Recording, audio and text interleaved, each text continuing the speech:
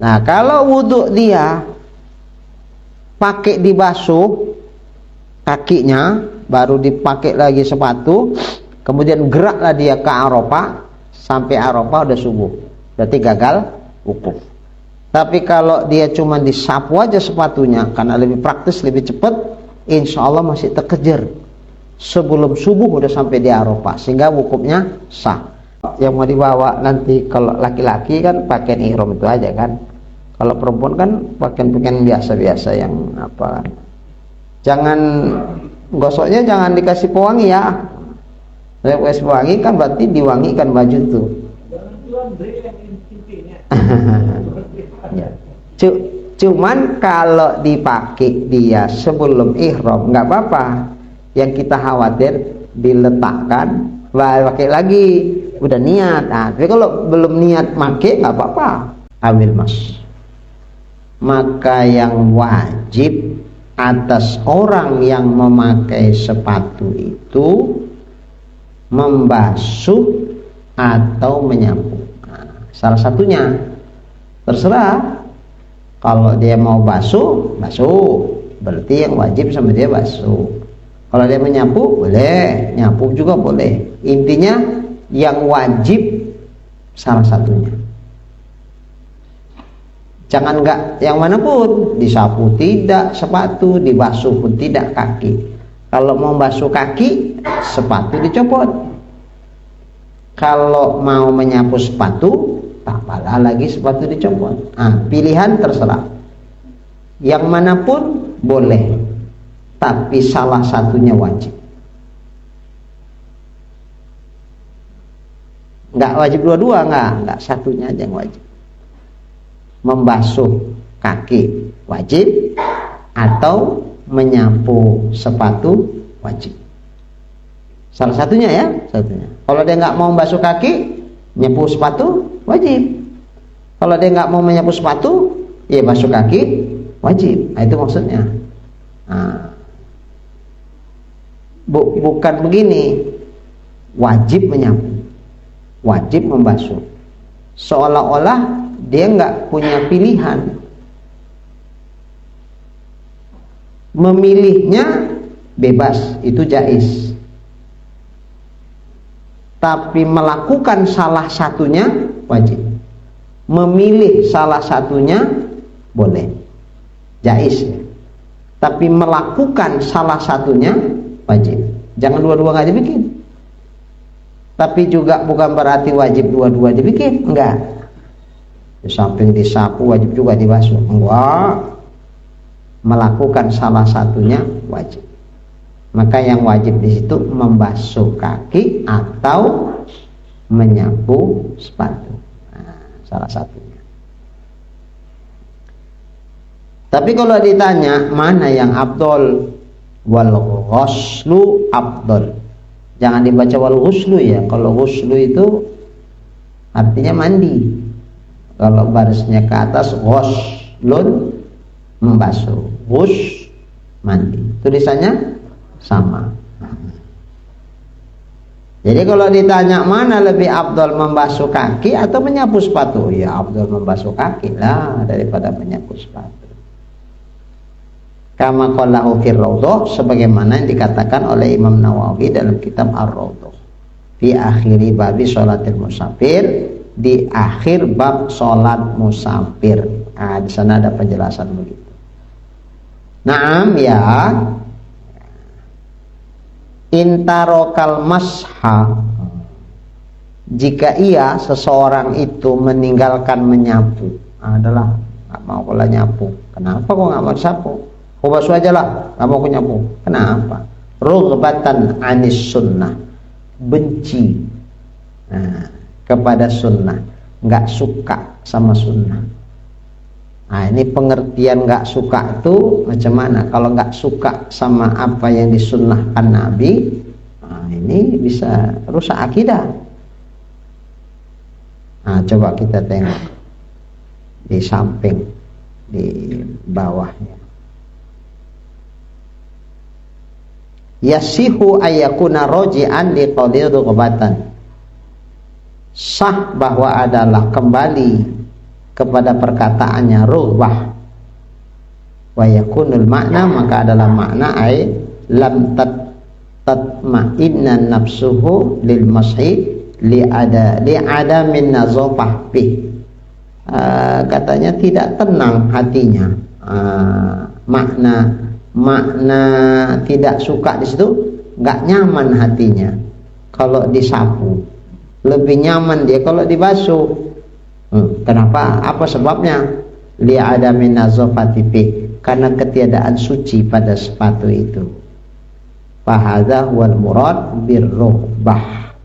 Maka inilah yang dimaksud dengan rughbah di situ, al-karohah, yaitu benci. Walaisal muradu karohatuhu, tidak dimaksud benci di situ min haitsu nisbatihi lin nabi, dengan nisbah bagi Nabi Muhammad SAW. Di anazalika kufrun, kalau nggak suka sama Nabi atas sunnah yang dilakukan oleh Nabi itu bisa kafir. Masa sama sunnah Nabi nggak suka? Bukan itu. Ada faktor lain yang membuat dia jadi kurang suka menyapu. Kenapa? Karena sepatunya kurang bersih. Bukan kurang bersih dari najis, bersih mungkin dari kotoran. Tapi nggak najis. Sapu pulanya. Selemak pula lah debunya di sini. Udahlah, copot aja lah dah, basuh aja kaki lah, nggak usah lah.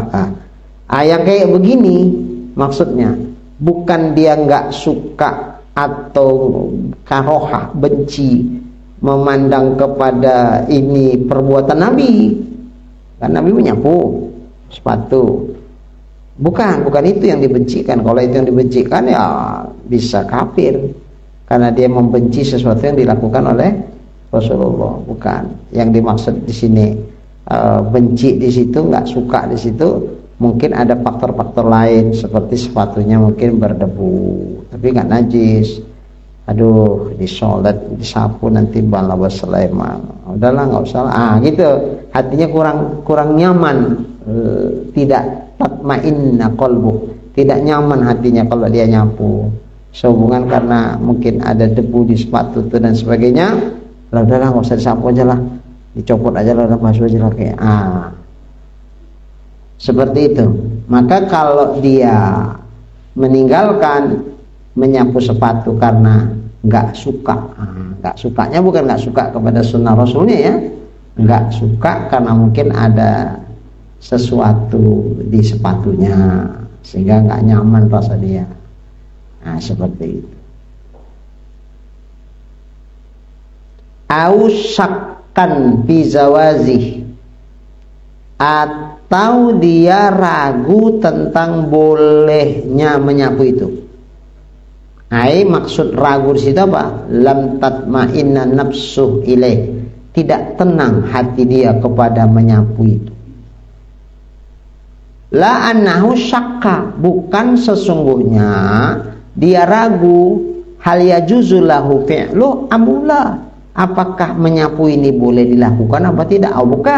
Bukan tentang itu ragunya. Kalau tentang itu ragunya nggak boleh lah nyapu, karena nggak ada kepastian yang dia ketahui boleh atau enggak secara syar'i. Mana bisa kita beramal yang kita nggak tahu boleh atau tak boleh itu dilakukan. Dia nggak tahu ini boleh apa enggak ya. Kalau nggak usah dicopot aja sepatunya, disapu aja boleh apa enggak. Dia nggak tahu, ragu dia tentang boleh tidak bolehnya. Kalau itu lain lagi. Kalau itu nggak boleh lah nyapu, dia orang nggak punya pengetahuan dia tentang boleh, dirasa-rasa aja nggak boleh. Yang dia ragu bukan boleh disapu atau tak boleh disapu. Yang dia ragu di sini, maksud ragu di situ tentang bolehnya, nggak nyaman hati. Nggak nyaman. Macam tadi lah, mungkin di kakinya, di sepatunya ada debu apa segala macam. Aduh, nggak enak juga ini. Sehingga nggak disapunya. Udahlah, copot aja sepatunya lah, siram aja lah, siram. Au khofa pautal jamaah, atau kalau misalnya dia meninggalkan menyapu dengan maksud dan tujuan karena takut nanti jamaahnya bisa ketinggalan. Mana lebih praktis, disapu atau dibasuh kaki? Buka-buka sepatu lagi. Nah, disapu. Dia takut akan luput jamaah. Jadi ketika itu udahlah, nggak usah lah ini disapu, ditinggalkan aja lah udah. Karena takut akan luput jamaah. Arafah, atau luput dia nggak dapat wukuf di padang Arafah karena waktu wukufnya kan terbatas sebelum terbit fajar tanggal 10. Nah, dia khawatir kalau nanti ini dicopot, takutnya nggak dapat nanti jamaah. Udahlah, nggak usah buat, sapu aja. Harusnya disapu, tapi ditinggalkannya menyapu. Nah, itu macam mana pula hukumnya? Au impadi asirin, atau selamat dari tawanan. Kalau dibasuh kaki repot, maulah orang udah berlarian, dia ketangkaplah jadi tawanan. Nah, ketika itu kalau ditinggalkan menyapu, dipakai juga sepatu, dicopot sepatunya, nggak disapu, lantas disiram kaki, akibatnya ketangkep dia. Karena makan waktu yang lama kalau nyopot, nyiram, make lagi, kan makan waktu. Tapi kalau disapu aja, insya Allah selamat dia. Sempat bisa lari lah. Wudhunya cepat selesai, bisa lari. Akhirnya nggak ketangkep dia sebagai tawanan perang misalnya. Ketika itu kalau umpama dia membiarkan dirinya ketangkep gara-gara dia nggak nyapu, tapi dipaksakan dia membasuh, apa hukumnya itu nggak menyapu ketika itu? Au nahwi dzalik, atau seumpama itu. Maka kalau seperti ini kondisinya, dia nggak suka dengan sunnah, bukan nggak suka dalam artian benci, itu enggak, karena ada faktor lain seperti debu dan sebagainya. Tahu dia ragu tentang bolehnya sehingga hatinya nggak nyaman. 3, takut ketinggalan jamaah. Kalau dia basuh kaki lama, nanti nggak dapat pahala jamaah, ketinggalan dari jamaah, ada salam dari imam nih, atau nggak dapat fadilah takbiratul ihram bersama imam, gitu. Kemudian yang ketiga, takut ketinggalan nanti wukuf di padang Arafah, jadi gagal wukufnya. Gagal wukufnya kan gagal haji pasti itu, karena dia rukun haji yang waktunya terbatas. Jadi ketika ini falmashu afdol, menyapu afdol daripada membasuh. Kalau ada perasaan nggak suka dia kalau menyapu, itu macam mana? Ketika itu justru menyapu afdol, karena ini sunnah Nabi. Jangan nggak disukai sunnah Nabi. Kalau tak ragu dia tentang boleh atau tak bolehnya, maksud ragu di situ tidak nyaman hatinya untuk menyapu. Ketika itu supaya nyaman, karena ini sunnah Rasul, menyapu lebih afdal daripada membasuh. Atau bisa ketinggalan berjemaah walaupun sekedar dapat fadilah takbiratul ihram, ketika itu menyapu lebih afdal supaya cepat siap, supaya bisa dapat berjemaah dengan imam. Atau takut ketinggalan wukuf di Arafah, takut ketinggalan wukuf di Arafah, ketika itu menyapu lebih afdal supaya cepat dia sampai ke Arafah sehingga nggak ketinggalan wukuf di Arafah. Bal yukrahu lahu tarkuh fil ula, bahkan dimakruhkan baginya meninggalkan menyapu. Berarti nggak nyapu tapi membasuh fil ula, pada contoh kasus pertama, ini hukumnya makruh. Dalam hati ada perasaan nggak suka, adalah nggak usahlah nyapu, basuh aja. Malah nggak nyapu ketika itu makruh. Nah, ini sunnah Rasul, jangan nggak disukai. Baik. Ragu dia tentang bolehnya. Nah, kalau ragu tentang bolehnya, maksudnya nggak nyaman hati dia kalau menyapu. Justru afdol nyapu. Kalau nggak nyapu makruh. Supaya dia menyapu, mbak tenang hatinya. Jangan nggak tenang. Ada orang kadang-kadang kan gitu. Nggak usah inilah. Sholat lah dalam perjalanan. Ngapain jamak-jamak? Orang gampangnya, bukannya mau buru-buru.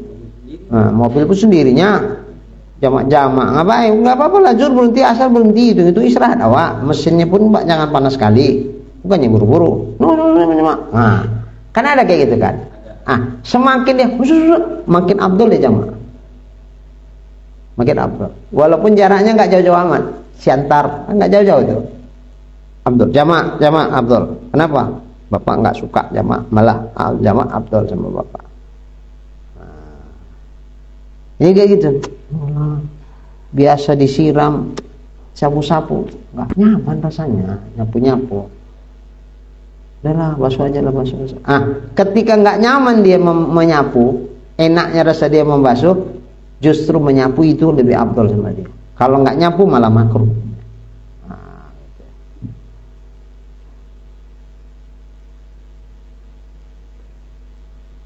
Baik.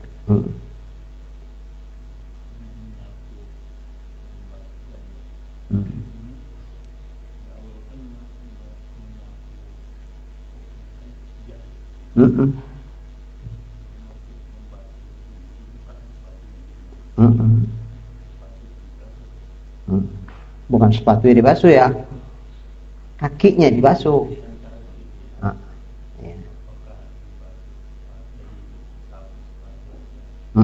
Atau dibasuh kaki, berarti itu maksudnya. Iya, bukan sepatu yang dibasuh ya. Sepatu disapu, kalau dibasuh kaki berarti supaya kaki bisa dibasuh ya dicopot lah sepatunya. Masa di dalam sepatu itu basah lah sepatunya. Tapi kalau mau basah-basah nggak apa-apa juga.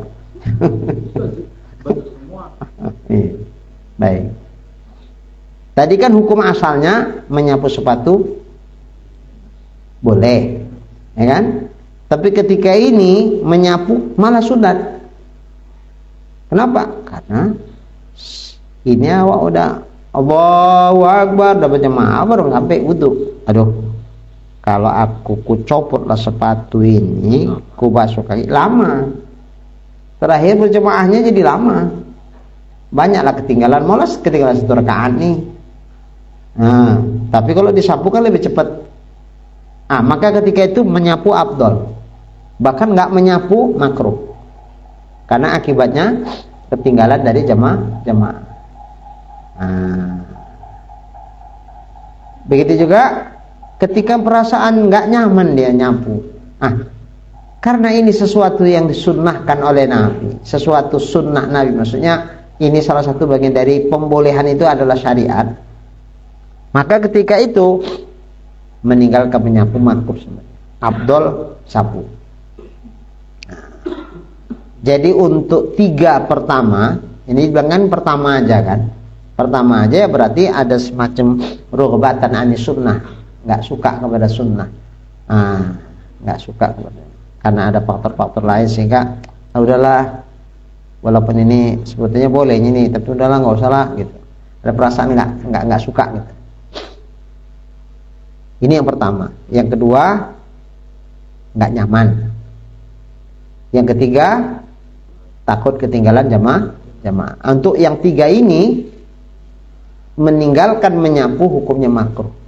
Afdol ketika itu sapu. Tapi untuk 2 kasus yang berikutnya, yang kedua itu mana? Ketinggalan wukuf di Arafah, atau tidak selamat dari tawanan. Kalau kita basuh kaki kan prosesnya tambah lama, orang pada pergi, kita masih ketinggalan, datang musuh, terakhir ketangkap lah jadi tawanan. Tapi kalau kita nyapu cepat siap, insya Allah kita lari musuh baru nyampe. Ketika ini maka menyapu wajib. Membasuh kaki ketika itu nggak pakai nyapu haram hukum. Karena akibatnya gagal wukuf. Nah, waktu wukuf kan terbatas dari mulai tergelincir matahari tanggal 9 sampai sebelum terbit besok subuh tanggal 10. Nah, sementara dia berwudu nih, wudu. Nah, kalau wudu dia pakai dibasuh kakinya, baru dipakai lagi sepatu, kemudian geraklah dia ke Arafah, sampai Arafah udah subuh, berarti gagal wukuf. Tapi kalau dia cuma disapu aja sepatunya, karena lebih praktis, lebih cepat, insya Allah masih terkejar sebelum subuh udah sampai di Arafah, sehingga wukufnya sah. Ketika ini menyapu wajib, meninggalkan menyapu berarti dibasuh kakinya, akibatnya ketinggalan wukuf, hukumnya haram. Meninggalkannya itu haram, bukan makruh tapi haram, karena gagal wukuf. Gagal haji. Gagal haji, karena wukuf itu rukun. Kalau misalnya gagal tawaf bisa diulang, karena tawaf kapan aja boleh. Gagal sa'i bisa diulang, sa'i kapan aja boleh. Tapi kalau gagal wukuf nggak bisa diulang, karena dia punya waktu sampai sebelum subuh besok tanggal 10. Nah, jadi kalau umpama sampai tanggal 10 subuh besok belum sampai di Arafah, gara-gara basuh kaki nggak mau disapu ketinggalan ya gagal hajinya.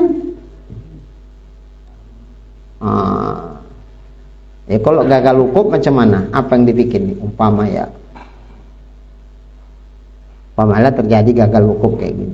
Gagal wukuf itu bisa sebabnya ya itu tadi, sampai di Arafah sudah subuh, gagal wukuf.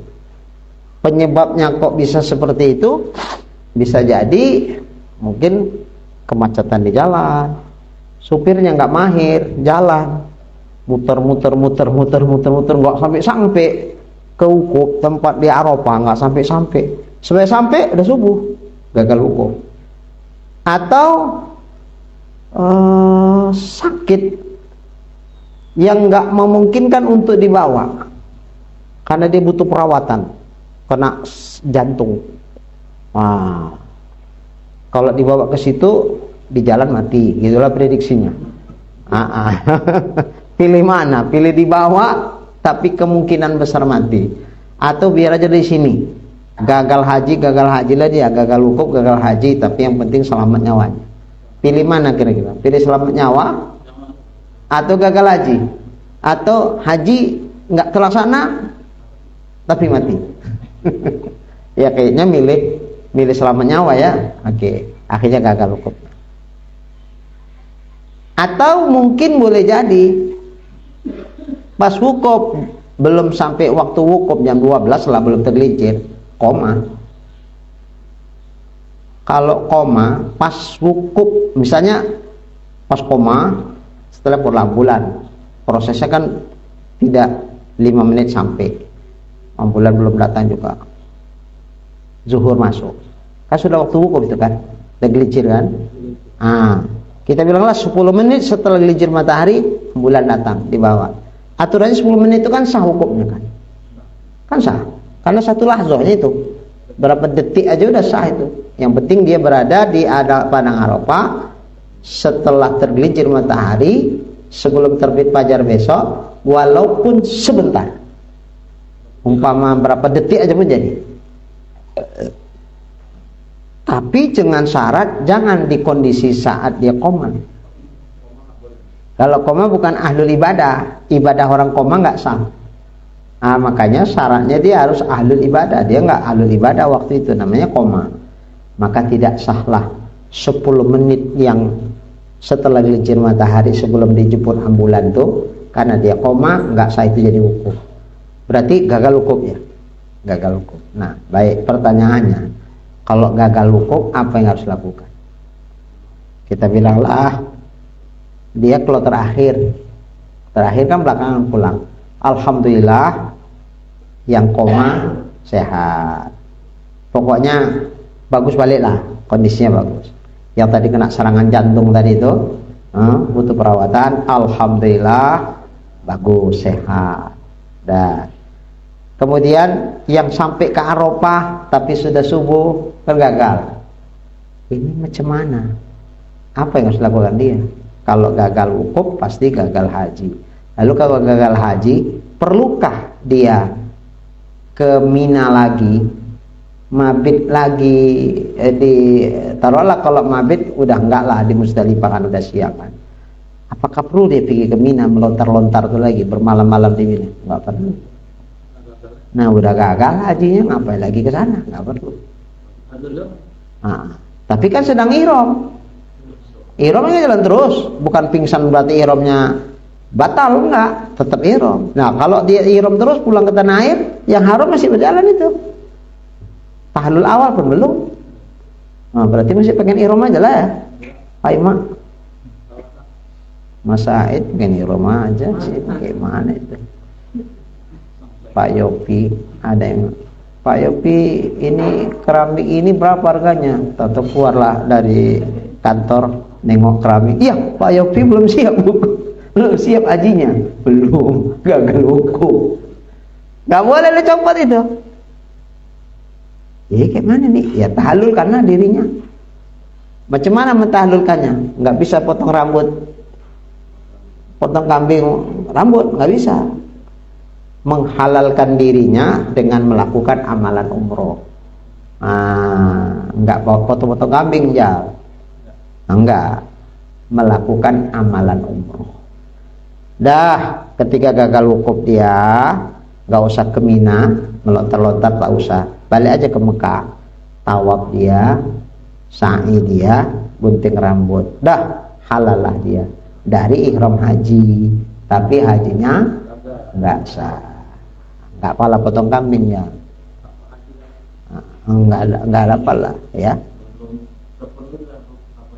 Wajib haji rukun Islam belum. Jadi kalau ada rezeki wajib dia balik. Tapi kayaknya udah berat. Walaupun ini gagal haji, tapi pemerintah peraturannya dianggap udah haji. Kan data kita udah masuk. Nah, peraturan sekarang kalau udah haji baru boleh daftar 10 tahun akan datang. Adapun duit awak daftar nggak bisa. Nunggu 10 tahun akan datang baru kita daftar lagi. Bukan bisa terus pergi, nunggu lagi 20 tahun pula tuh nunggunya, 30 tahun. Innalillah lah ya. Berat kayaknya. Tapi entahlah kalau haji apa? Puroda ya. Haji apa itu puroda? Oh, di atas haji plus lagi. Di atas haji plus. Haji khususan berapa? 400 juta 365 ya. Kalau itu bisa tahun itu juga berangkat, bisa. Memang ada fasilitas di situ ya. 28 memang ada jatah. Ya itulah, kalau ada duitnya bisa, silakan, wajib pergi haji lagi. Oh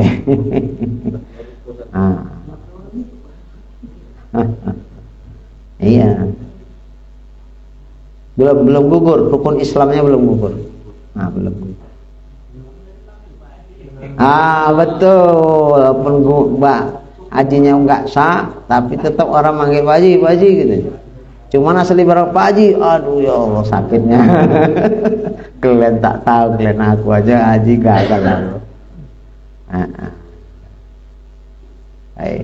Ya itulah, makanya ya mudah-mudahan yang berangkat haji ini janganlah waktu wukuf itu koma, nggak sah itu. Jadi ya ada jemaah kita yang manasik khususon, dia manasik juga di KBH, dia di Medan, tapi nggak puas rasa dia, minta khususon ke rumah suami istri. Jadi waktu kita terangkan itu, macam mana istrinya nanya sama ustadznya di sana, Ustadz, seumpama kita wukuf, belum lagi masuk waktu wukuf tiba-tiba koma, habis itu pas waktu wukuf di matahari dia udah dibawa lah ke rumah sakit. Jadi baru sadar 3 hari kemudian, Pak Ustaz. Jadi kayak mana itu hajinya? Apa kata Ustaz? Yang kira-kira nggak pernah kejadian, tahu saya tanya. Belum pernah itu kejadian kayak gitu. Jadi tahu saya tanya. Nggak tahu lah, dibilang nggak tahu, dia Ustaz. Tapi seharusnya nggak perlu marah. Ya namanya ilmu. Ya terangkan aja lah kalau dia tahu. Cuma kalau nggak tahu ya itulah mungkin marah kan. Tapi dia bilang nggak tahu Ustaz ya.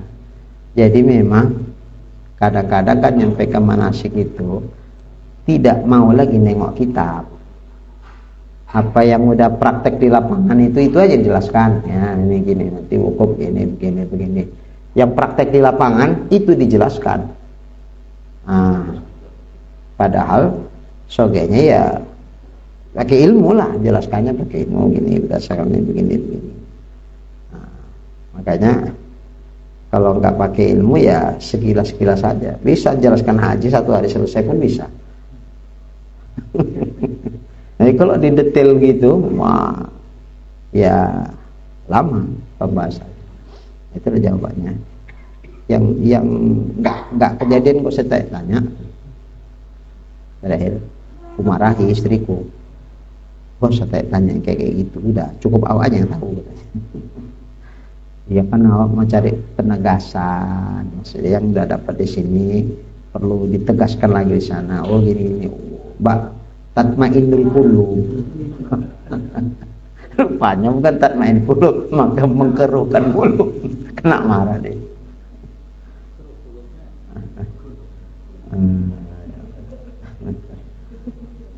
Jadi kalau misalnya dia gagal haji dia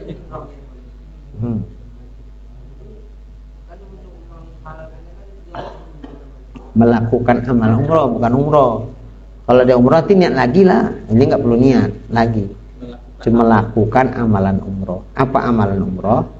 Tawaf, sa'i, gunting rambut. Dulu lah itu lah. Untuk dia umroh lagi itu kan ada waktu dia lagi. Umroh ngapain umroh lagi? Haji. Dia udah pulang balik ke Mekah. Enggak, waktu di Mekah itu juga kita bilanglah sampai dia di Mekah udah subuh tanggal 10 sampai di Arafah. Alah, udah lewat waktu wukuf, berarti gagal lah wukuf lu. Otomatis kan dia tahu gagal lah hajiku ini. Tapi kan sedang ihram. Lah kalau nanti pulang nanti dia kayak gini, ya pakai ihram terus lah dia. Nggak boleh pakai minyak wangi, nggak boleh segala macam yang haram-haram itu betul berlaku. Makacul ini. Nah, jadi apa yang harus dilakukan dia supaya dia pulang kondisinya macam dia pergi halal cuma. Tapi haji tetap gagal. Sekedar jangan ihram aja dia statusnya. Nah, itu tadi. Kalau apa kan biasa potong kambing, apa segala macam kan itu kalau ihsor misalnya itu ya. Kalau ini enggak pala motong-motong kambing. Dia melakukan amalan umroh, itulah mentahallulkan dia dari ihram yang gagal wukufnya. Ya udah balik ke Mekah, dia nggak usah ke Mina. Harusnya kan ke Mina ini.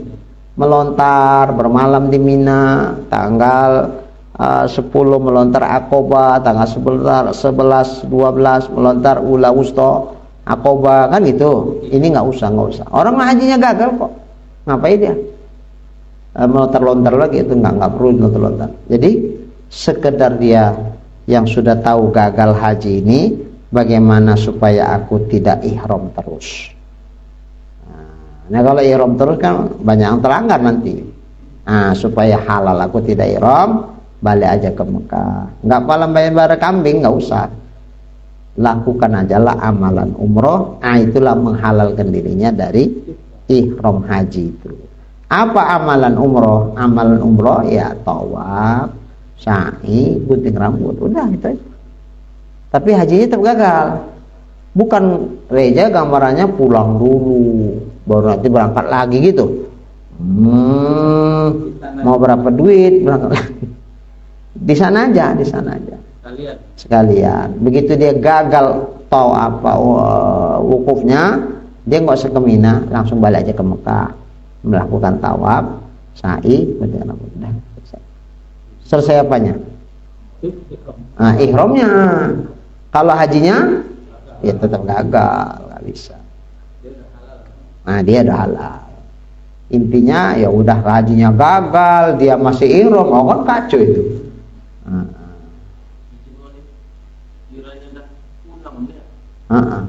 Oh nggak tahu dia, walaupun gagal wukuf pergi juga lah dia ke Mina, melontar juga seolah-olah kayak udah haji lah gitu kan. Wah, habis semuanya dilakukan sampai selesai. Oke, pulang ke tanah air. Itu ngaji, pas dikaji itu, emang kok kasusnya kok kaku ini. Itu macam mana kalau gitu? Ya udah kalau gitu mau halal nggak nih? Mau halal, balik ke sana lah, mau buat. Karena melakukan amalan umroh nggak bisa di asrama haji. Kalau boleh lah, pergi aja lah ke asrama haji. Tawaf awak situ, sa'i, penting rambut, nggak bisa mesti ke Mekah, baliklah. Sementara belum ada duit ke sana, macam mana? Itulah yang tadi. Kalau gagal awak mau balik ke sana lagi karena memang nggak punya duit, itu macam orang ihsor, tercegah. Kalau Nabi dicegah oleh orang kafir mau masuk kota Mekah, ini bukan ada yang menghalangi awak, duit itulah, pulus itulah menghalangi awak. Kan nggak mungkin sampai nunggu ada duit awak ke sana. Mau berapa lama? Ihram terus. Ketika putus asa kita untuk bisa balik, menghalalkan diri dengan melakukan amalan umroh tadi, potong kambing, gunting rambut. Itulah menghalalkan dia dari ihram haji. Aduh, udah potong kambing, haji gagal. Maka sensitif ini. Kemungkinan untuk ukuran sekarang besar itu. Mana yang berangkat haji macam yang tahun yang lalu kan itu udah diprioritaskan itu. Pokoknya yang tua-tua, yang sakit-sakit pun dokter udah, "Cemana ini?" Ya, tanyalah Pak dokter, kalau dokter oke, aku tanda tangani. Udah gitu-gitu aja bahasanya. Petugas penyelenggara haji. Saya dokter, kalau dokter bilang oke, aku tanda tangani. Awang nggak mana tangani, keluarganya nuntut. Mau berangkat, udah berapa tahun berangkat? Corona 2 tahun. Mau 2 tahun, nunggu mati ayahku, nggak berangkat. Karena banyak yang gara-gara menunggu corona segala macam. Jamaah kita aja di KBH tempat kita isi, banyak yang meninggal. Bukan meninggal kena corona, meninggal sebelum berangkat gara-gara tertunda haji. Tiba-tiba ini mau ditunda lagi, nggak berani juga petugas terakhir. Kayak mana kalau nggak aku kasih, nanti nuntut keluarganya. Kapan lagi udah kayak gini setua ayahku nggak berangkat, mau kapan lagi berangkatnya? Terakhir, kayak mana dok? Dokter ya diperkirakan kayaknya masih bisa lah ya. Udah tanda tangani sama. Rupanya sampai di sana barulah kami. Ya nggak ada keluarga aja sih kalau macam, waduh kacau. Umpama kejadianlah cuma gini, bawa ke Arafah, nampaknya ya saya gitulah, tahu-tahu jam 12 koma, dah dibawa ambulan dalam kondisi dia koma, nggak sah juga kan hukumnya, dah rumah sakit. Ya takdir Tuhan, alhamdulillah sehat pula dia, bisa pulang ke tanah air. Tapi udah habis waktu hukum. Kayak mana itu? Tadi hari Minggu yang semalam saya kan dijemput diantar sama Sarul. Waktu dia berangkat haji tahun berapa itu ya? Kayaknya setahun sebelum mualim, 2013 atau 2011, 2012. Kami kan mualim nggak ada ustadznya. Awak ustadz, awak yang diandalkan orang tua, padahal awak belum pernah haji gitu. Jadi ada salah satu jamaah kita sakit ya, sudah siap wukuf, untungnya saya wukuf ya nggak bisa ke Mina lah mualim. nggak melontar, nggak apa sebuku mabit, enggak. Tapi alhamdulillah udah selesailah semua rangkaian melontar segala macam. Kami pun udah baliklah ke Mekah, udah semua tahallul awal, tahallul tsani pun udah kami semua. Tahu-tahu keluar dari rumah sakit. Udah sehat Bapak? Alhamdulillah udah. Cuman nggak teringat ngasih tahu dia itu kan kalau gagal wajib haji, kan wajib haji itu ya. Nah, itu kan wajib bayar dam tuh kan. Wajib dam. Nggak ingat kan Bapak. Jadi kayak mana itu Malik? Ya jadi utang lah. Ya bayar sekarang. Dan meninggal orangnya. Ya kalau tinggal dari warisannya lah.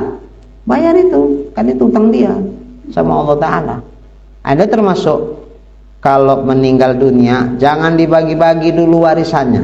Bayar dulu hutang piutang dia. Baik kepada manusia, lebih-lebih kepada Allah. Utang sama Allah ini termasuk ini. Bukan puasa aja, kita selama ini kan utang yang wajib dibayar. Puasa, dibayar fidyah kan gitu kan. Enggak, termasuk ini. Utang bayar dam. Waktu dia haji kan wajib. Mungkin dia nggak ngerti nggak dibayarnya sampai mati. Utang itu. Ya dikeluarkanlah dari mana? Dari harta waris yang ditinggalkannya lah. Bayar. Jadi kalau dibagi-bagi sama ahli warisnya nggak dibayar dam tuh, berdosa ahli waris. Nah ini utang sama Tuhan, wajib dibayar.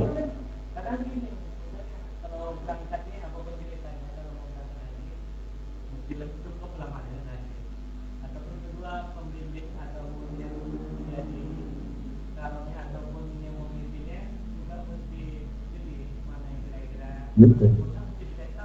Harusnya, iya. Waktu itu itulah nggak teringat kita mau ngasih tahu.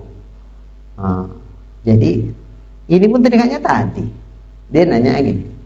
Jadi mualim, kalau umpama gagal lah wajib haji itu, umpama melontar gagal, mabit di Mina gagal. Itu dikira total semua satu dam atau macam mana? Beda-beda lah. Melontar lain, mabit di Musdalifah di Mina lain, mabit di Musdalifah lain. Wah jadi berarti 3 lah double. Ya iyalah. Buahnya itu mualid nih. Ini ada mualid teringat jamaah adalah ceritanya. Ya itu bayarlah. Walaupun udah pulang ke tanah air, ya dibayar. Ya meninggal mualid sekarang. Ya ahli warisnya lah, keluarganya. Entah di mana rumahnya Penawang nggak tahu katanya. Udah pulang kemarin kan nggak tahu, orang dia bukan ustadz yang bawa. Kalau ustadz yang bawa kan bisa tahu alamatnya, nggak tahu dia di mana. Waduh, kacau juga itu. Iya. Oh, ini kan bayar kan dam. Kalau dam melanggar wajib haji tak boleh dipotong di sini. Beda tadi yang kita nggak bisa balik ke Mekah, isor, pakai fulus isornya, ya potong di sini boleh. Kalau itu mesti motongnya sana. Ya tentu pas musim haji orang berangkat ke sana, titipkan aja duitnya. Tolong nanti pas orang bayar dam tamato, ada titipkan nih dam untuk ini. Silakan.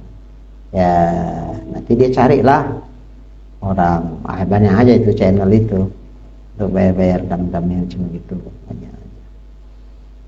Orang aja suruh. Ya orang itu kan nanti pakai KBH. Ya dia kan bayar dam tamato kan. Terus langsungnya ke sini, ini ada pesanan gini tolong Pak bayarkan damnya juga. Sini dia belikan nanti kambing. Seperti itu. Ternyata pergi haji nggak sederhana itu ya. Kadang orang suka sepele. Iya. Iya. Kayak. Ya. Iya. Ceritanya kalau pulang berapa kali nyium Hajar Aswad? Nah, itu yang ceritakan yang sunat. Nah, kalau yang gagal itu nggak pala ceritanya. Baik. Jadi katanya Wa kadza al-qaul fi sa'iril khos. Demikian juga qaul pembahasan terkait segala rukhsah sama seperti itu. Termasuk jamak qasar kan rukhsah itu. Nah, kalau sekiranya dia tidak jamak asar ke zuhur, asarnya enggak sembahyang. Maka ketika itu menjamakkan asar ke zuhur apa hukumnya? Wajib. Karena mobil nggak berhenti. Nah, mobil nggak berhenti. Jadi kalau ini kadang-kadang kan orang nggak bijak dia. Pikir hatinya setiap waktu bisa singgah. Aku belum asar lah. Gitu. Ini nggak sekali dijamak. Enggak. Allah dijamak lah. Kalau pikir-pikir kayak gini jamak. Mana bisa naik bus kayak naik mobil pribadi suka-suka tiap mau berhenti. Kayak mana jadinya aku? Ya udahlah, supaya menghormati waktu aja lah Bapak. Menghormati waktu sama yang gugur kewajiban kan beda nih. Nah, maka ketika itu ya wajib ya sembahyang jamaah. Maka rukhsah ini ya sama.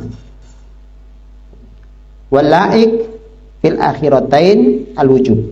Dan yang layak pada dua yang terakhir, mana yang terakhir? Gagal wukuf atau tertawan sama musuh gara-gara dia basuh kaki, sopot sepatu. Nah, ketiga ini al-wujub, hukum menyapu sepatu itu supaya cepat selesai, enggak ketinggalan wukuf, enggak ketangkap musuh, hukumnya wajib. Menyapunya wajib, bukan afdal ya, wajib. 10:30. Mau dibicarakan kan? Tanya Jalum, udah siap?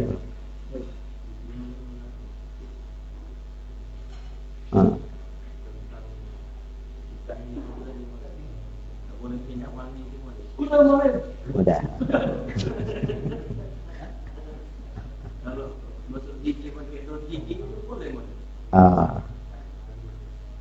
Kalau masih ada odol yang tak wangi, ada sabun yang tak wangi, nah, utamakanlah. Tapi kalau memang nggak ada pilihan, memang inilah dia sabun yang ada.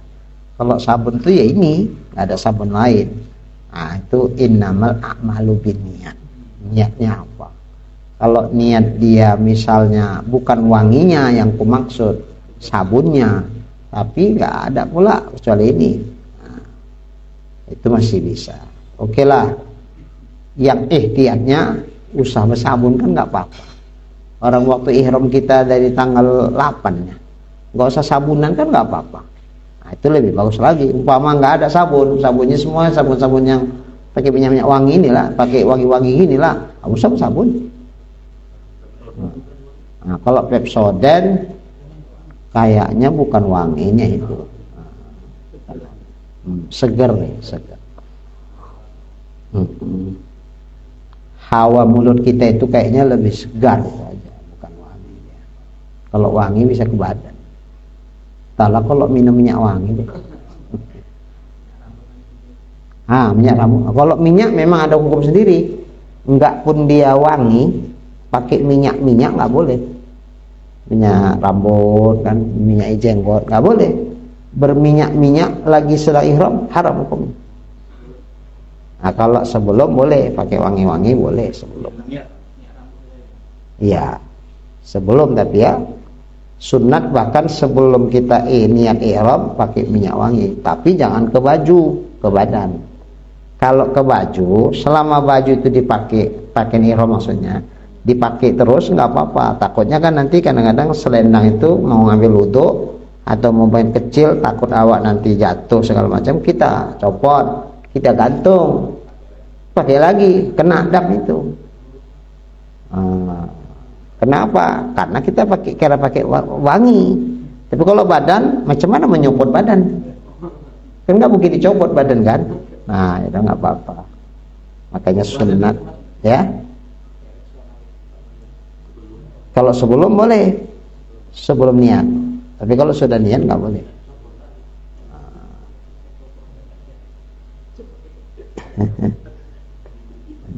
Ya.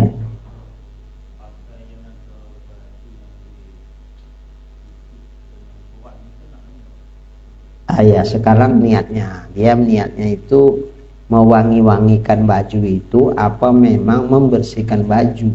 Kebetulan memang sabunnya wangi. Apa? Jadi jangan dikasih multo segala macam. Gosoknya. Karena wangi itu. Apa kiss-spray namanya? Kiss-spray. Jangan kasih tahu tuh tukang gosok. Bu, ini mau saya bawa umroh nih. Waduh, kasih tahu man jamaah. Bu, kalau gosok yang mau dibawa nanti, kalau laki-laki kan pakaian ihram itu aja kan. Kalau perempuan kan pakaian biasa-biasa yang apa kan. Jangan gosoknya jangan dikasih pewangi ya. Dikasih pewangi kan berarti diwangikan baju tuh. Ya. Cuman kalau dipakai dia sebelum ihram nggak apa-apa. Yang kita khawatir diletakkan, pakai lagi, udah niat. Tapi kalau belum niat pakai nggak apa-apa. Makanya laki-laki kalau udah terlanjur, aduh Ustaz kayak mana? Nggak mungkin cuci lagi lah. Udah kubungkus pun ke udah dimasukkan ke koper. Bongkar nyuci lagi. Mana Ustaz? Aduh repot kali lah itu dicuci lagi ngilangkan wanginya. Udah nggak apa-apa. Cuma nanti kalau waktu udah dipakai waktu ihram jangan copot-copot ya. Copot nggak boleh dipakai lagi. Aja konsekuensinya gitu. Jadi kalau laki-laki ridaknya itunya. Kalau ini kan nggak mungkin copot-copot kan. Ridaknya itu kan ada mau digantung. Pakai lagi, padahal dia wangi. Nggak boleh. Berarti ketika make dalam kondisi ihram kan itu. Sementara pakainya wangi, pakai wangi-wangian juga namanya. Tapi entahlah karena udah kena bau badan itu sehingga nggak wangi lagi, udah bau. hilang wanginya, entahlah kan pakai kan, kena keringat. Terakhir bau wanginya udah hilang, yang ada bau keringatnya. Kalau itu nggak apa-apa. Itu wangi keringat, bukan wangi. Merah segini aja dulu, nanti akan datang mana ini? Wa kharaja bil wudu. Bismillahirrahmanirrahim. Alhamdulillahirabbil alamin wassalatu wassalamu ala asyrafil anbiya'i wal mursalin wa ala alihi washabbihi ajma'in. Allahumma rzuqna imanan kamila wa yaqinan shadiqa wa qalban khashi'a wa ilman nafi'a wa amalan maqbula wa taubatan nasuha wa husnul khatimah. Allahumma rzuqna rizqan wasi'an halalan tayyiban mubarakan jamila wa ilal khairi qarribna wa 'anil syarri ab'idna waqdi hawaijana fid din wad dunya wal akhirah innaka 'ala kulli syai'in qadir. Sallallahu ala sayyidina Muhammad wa ala alihi wa sahbihi ajma'in walhamdulillahi rabbil alamin. Taqabbalallahu minkum.